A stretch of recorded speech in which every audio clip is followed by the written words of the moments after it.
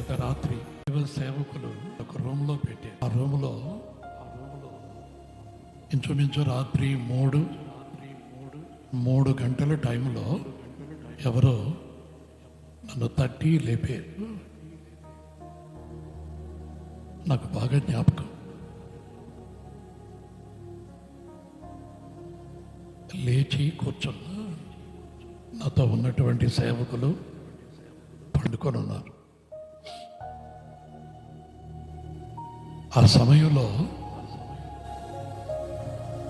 నాతో ప్రభు చెప్తున్నాడు, నువ్వు ఇక్కడికి ఎందుకు వచ్చావు?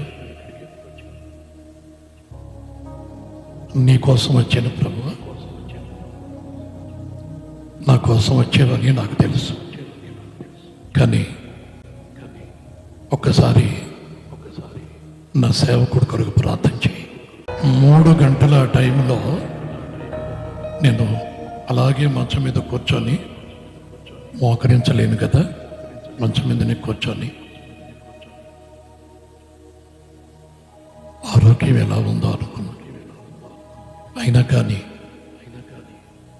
స్వస్థపరిచే దేవుడు కదా నా దేవుడు అని చెప్పని 2 చేతులెత్తి సేవకుని కొరకు స్తోత్రం చెప్పాను.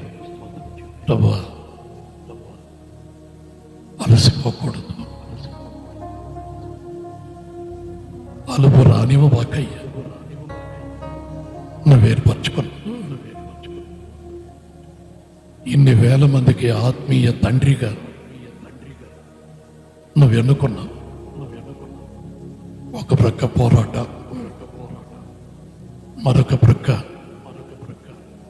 ఎప్పుడెప్పుడు పడిపోతే చూద్దామన్నటువంటి శత్రువు.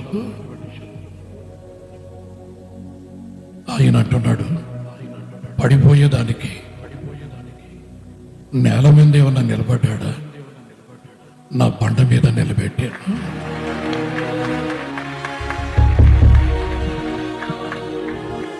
నేనున్నాను కదా, నా ప్రార్థన చెయ్యి. ఆ రాత్రి కార్చిన కన్నీరు ఇంకా కన్నీళ్లు కారుతూనే ఉన్నాయి. ఎందుకంటే మీ జీవితాల్లో సేవకుని క్షేమం కొరకు ఒక చిన్న ప్రార్థన మీరు చేస్తే, ఆ ప్రార్థన మీ జీవితం అంతా మిమ్మల్ని ఆశీర్వదిస్తుంది. మిమ్మల్ని, మీ పిల్లల్ని క్షేమాన్ని మీరు చూస్తారు. సేవకుని క్షేమాన్ని ఆయన ఎంత కోరుకుంటున్నాడు